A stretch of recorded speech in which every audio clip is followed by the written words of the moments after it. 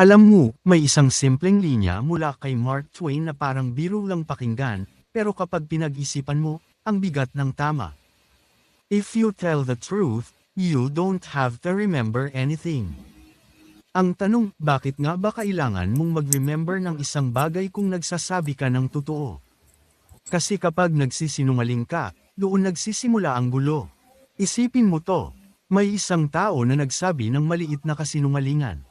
Hindi naman malaki, parang harmless lang. Traffic kasi kaya ako late. Pero ang totoo, late ka kasi tinamad kang bumangon. Simple lang, di ba? Pero bukas, may magtatanong.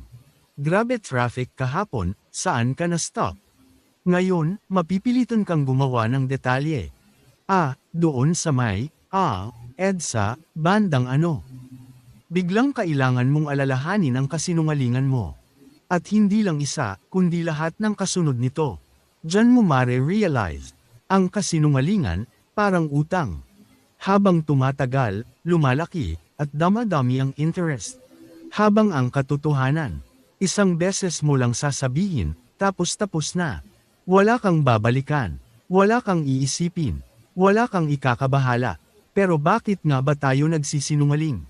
Hindi naman tayo ipinanganak na sinungaling. Madalas, nagsisinungaling tayo dahil takot tayo. Takot mapahiya, takot mahusgahan, takot mawalan, takot masaktan, o makasakit. Kaya iniisip natin, mas madali siguro kung hindi ko na lang sabihin ang totoo. Pero ang hindi natin napapansin, mas madali lang siya sa simula. Pero mas mahirap siya habang tumatagal. May kilala ka bang ganitong tao? Yung parang ang galing niyang magkwento, pero iba-iba ang version. Ngayon, ganito ang story. Bukas, iba na naman. Hindi mo alam kung alin ang totoo. At dahan-dahan, nawawala ang tiwala mo sa kanya. Hindi dahil sa isang malaking kasinungalingan, kundi dahil sa paulit-ulit na maliliit. At dito papasok ang mas malalim na punto. Kapag nagsisinungaling ka, hindi lang memory ang naaapektuhan, pati identity mo. Kasi habang tumatagal, hindi mo na alam kung sino ka ba talaga. Yung sinasabi mo ba sa iba? O yung tinatago mo sa sarili mo? Ang katotohanan kasi, may kapangyarihan. Hindi siya laging komportable. Minsan masakit. Minsan nakakahiya. Pero, totoo. At ang totoo, nagbibigay ng kalayaan. Isipin mo to. Yung taong sanay magsabi ng totoo. Kahit anong tanong, kayang sagutin.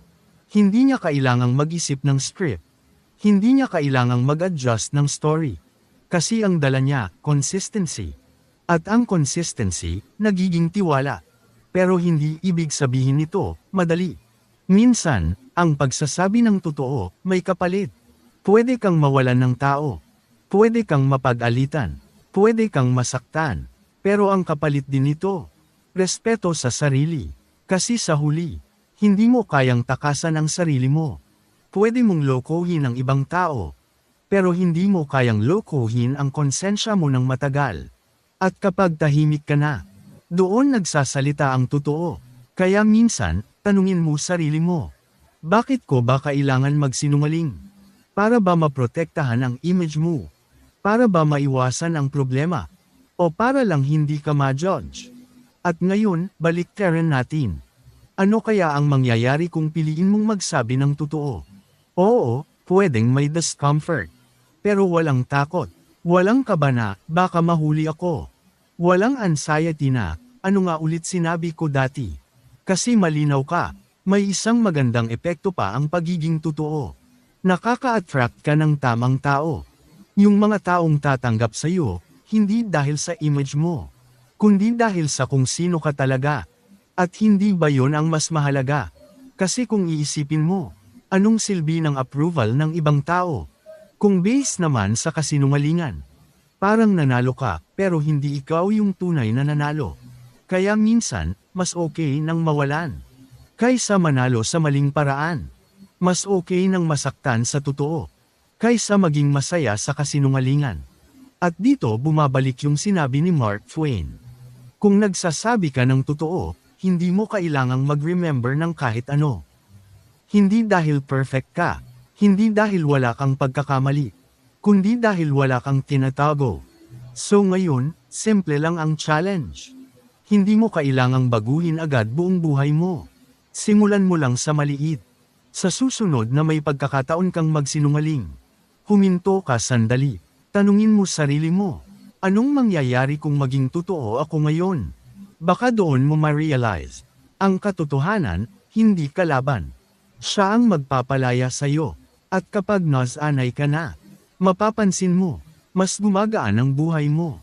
Mas tahimik ang isip mo. Mas buo ang pagkatao mo.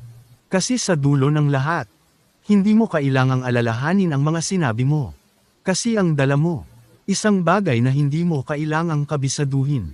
Ang katotohanan.